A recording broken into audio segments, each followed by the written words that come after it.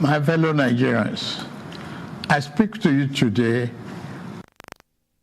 heart and sense of responsibility, aware of the turmoil and violent protests unleashed in some of our states.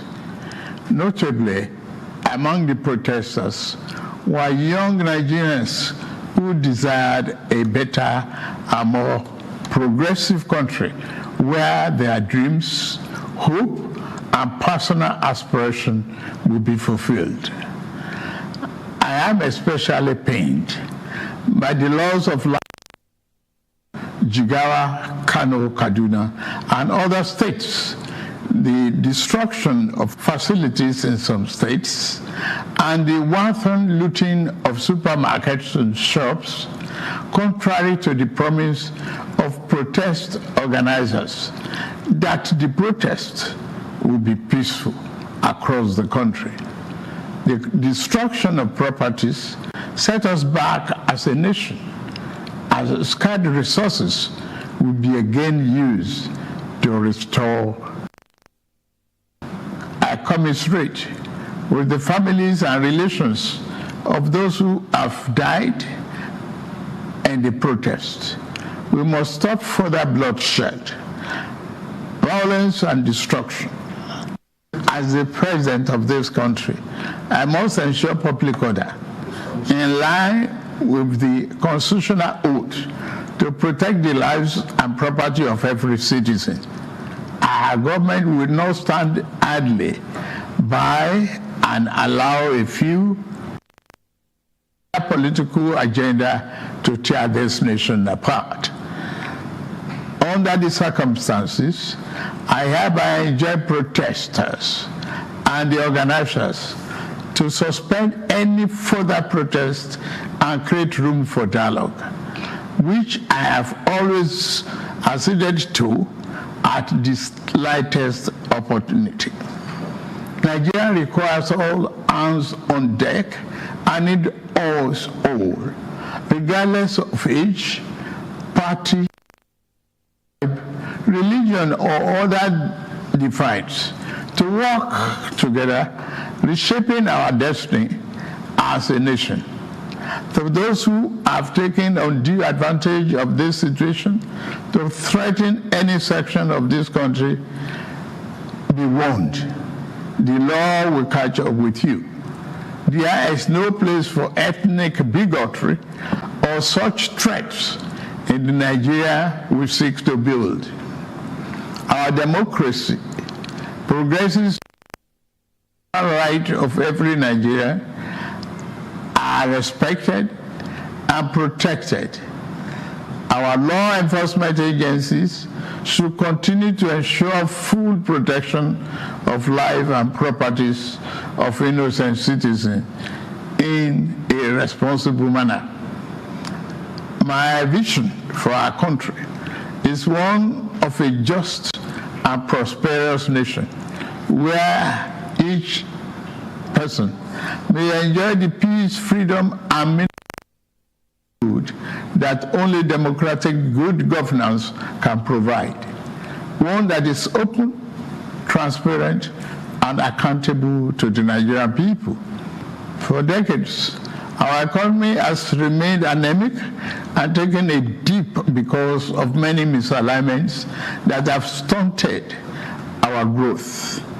Just over a year ago, our dear country, Nigeria, reached a point where we couldn't afford to continue to use to solve long-term problems for the sake of now and our unborn generations. I therefore took the painful yet necessary decision to remove a subsidy and abolish multiple foreign exchange system, which had constituted a noose around the economic jugular of our nation and impede our economic development and progress. These actions block the greedy profit that smugglers and rent seekers made. They also block the undue subsidy we had extended to our neighboring countries to the detriment of our people, rendering our economy prostrate. These decisions are made were necessary if we must reverse the decades of economic mismanagement that didn't serve us well. Yes, I agree. The buck stops on my table. I assure you that I am focused fully on delivering the governance to the people, good governance for that matter. In the past 14 months, our government has made significant strides in rebuilding the foundation of our economy to carry us into a future of plenty and abundance. On the physical side, aggregate government revenue has more than doubled, hitting over 9 in the first half of 2024 compared to the first half of 2023 due to our efforts at blocking leakages, introducing automation, and mobilizing funds creatively without additional burden on the people. Productivity is gradually increasing in the non-oil sector, reaching new levels and taking advantage of the opportunities in the economic ambience. My dear brothers and sisters, we have come this far, coming from a place where our country spent 97% of all our revenue on debt service. We have been able to reduce that to 68% in the last 13 months. We have also cleared legitimate outstanding foreign exchange obligations of about $5 billion without any adverse impact on our. This has given us more financial freedom and room to spend more money on you, our citizens, to fund essential social services like education and health care. It has also led to our state and local government receiving highest allocation ever in our country's history from the Federation account. We have also embarked on major infrastructure projects. We are working to complete inherited projects critical to our economic prosperity, including roads, bridges, railways, power and oil and gas development. Notably, the Lagos-Calabar Coastal Highway and Sokoto-Badagry Highway projects will open up 16 connecting states, creating thousands of jobs and boosting economic output through trade, tourism, and migration. Our once declining oil and gas industry is experiencing a resurgence on the back of the reforms I announced in May 2024 to address the gaps in the Petroleum Industry Act. Last month, we increased our oil production to 1.61 million barrels per day, and our gas assets are receiving the attention they deserve. Investors are coming back into foreign direct investments, signed over $500 million since then. Fellow Nigerians, we are a country blessed with both oil and gas resources, but we met a country that had been dependent solely on oil-based petrol, neglecting its gas resources to power the economy. We were also using our hard-earned foreign exchange to subsidize the use. To address this, we immediately launched our compressed natural gas initiative, CNG, to power our transportation economy and bring us down. This will save over 2 trillion naira a month being used to import PMS and AGO and free up our resources for more investment in healthcare and education. To this end, we'll be distributing of extremely low or no cost to commercial vehicles that transport people and goods and who currently consume 80% of imported PMS and AGO. We have started the distribution of conversion kits and setting up of conversion centers across the country in conjunction with the private sector. We believe that this CNG initiative will reduce transportation costs by approximately 60% and help to curb inflation. Our administration has shown its commitment to the youth by setting up the student loan scheme. To date, 45.6 billion has already been processed for payment to students and their respective institutions. I encourage more of our vibrant youth population of this opportunity. We established the Consumer Credit Corporation with over 200 billion to help Nigeria to acquire essential products without the need for immediate cash payment, making life easier for millions of households. This will consequently reduce corruption and eliminate cash and opaque transactions.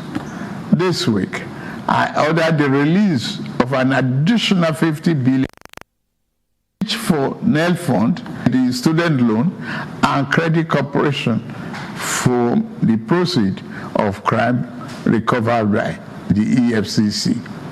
Additionally, we have secured $620 million under the Digital and Creative Enterprises, IDICE, a program to empower our young people, creating millions of IT and technical jobs that will make them globally competitive.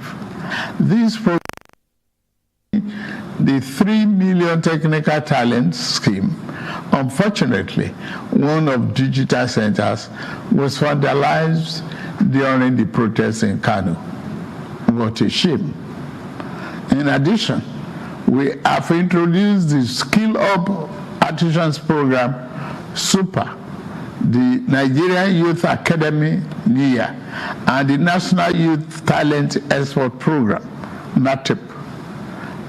Also, more than 570 billion used to the 36 states to expand livelihood support to their citizens, while 600,000 nano businesses have benefited from our nano grants. An additional 400,000 more nano businesses are expected to benefit. Furthermore, 75,000 beneficiaries have processed to receive our 1 million micro and digit interest loans starting this month. We have also built 10 MSME hubs within the past year, created 240,000 jobs through them, and 5 more hubs are in progress, which will be ready by October this year. Payment of 1 billion each also have been made to us under our single digit loan to boost manufacturing output and stimulate growth. I signed the national minimum wage into law last week, and the lowest earning worker will now earn at least 70,000 naira a month. 6 months ago in Kasana, Abuja, I inaugurated the first phase of our ambitious housing initiative, the Renew and Estate. This project is the first of 6 we have planned across the nation's geopolitical zones. Each of these cities will include a minimum of 1,000 housing units, with Kasana itself set to deliver 3,212 units. In addition to this city project, we are also launching the Renew Hope Estate in every city, comprising 500 housing units. Our goal is to complete a total of 100,000 housing units over the next 3 years. This initiative is not only about providing homes, but also about creating thousands of jobs across the nation, as well as stimulating economic growth. We are providing incentives to farmers to increase food production at affordable. I have directed that tariffs and other import duties should be removed on rice, wheat, maize, sorghum, and drugs, and other pharmaceutical medical supplies for the next 6 months, in the first instance, to help drive down the prices. I have been meeting with our governors and key ministers to accelerate food production. We've distributed fertilizers. Is to cultivate more than 10 million hectares of land to grow what we eat. The federal government will provide all necessary incentives for this initiative, whilst the state provide the land, which will put millions of our people to work and further increase food production. In the past few months, we have also ordered mechanized farming equipment, such as tractors, worth billions of naira from the United States, Belarus, and Brazil. I can confirm to you that the equipment is on the way. My dear Nigerians, especially our youths, I have heard you loud and clear.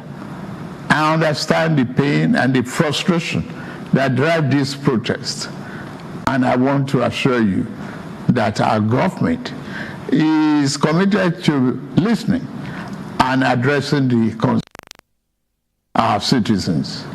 But we must not let violence and destruction tear our nation apart. We must work together to build a brighter future where every Nigerian can live with dignity and prosperity. The task before us is a collective one, and I am leading the charge as your president. A lot of work has gone into stabilizing our economy, and I must stay focused on ensuring that the benefits reached every single Nigerian as we promised. My administration is working very hard to improve and expand our national infrastructure and create more opportunities for our young people. Let nobody misinform and miseducate you about your country or tell you that your government does not care about you. Although there have been many dashes in the past, we are in a new era of renewed hope. We are working hard, and the result will soon be visible and concrete for everyone to see, feel, and enjoy. Let us work together to build a brighter future for ourselves and for generations to come. Let's choose hope over fear, unity over division, and progress over stagnation. The economy, please don't shut out this oxygen.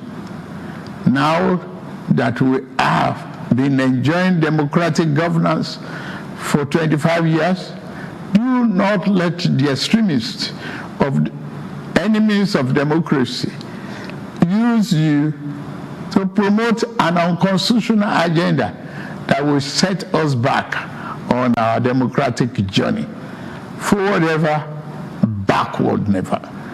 In conclusion, security operators continue to maintain peace, law, and order in our country, following the necessary Convention on Human Rights, to which Nigeria is a signatory. The safety and security of all Nigerians are paramount. Thank God and thank you for your attention. And may God continue to bless our great nation. Thank you very much.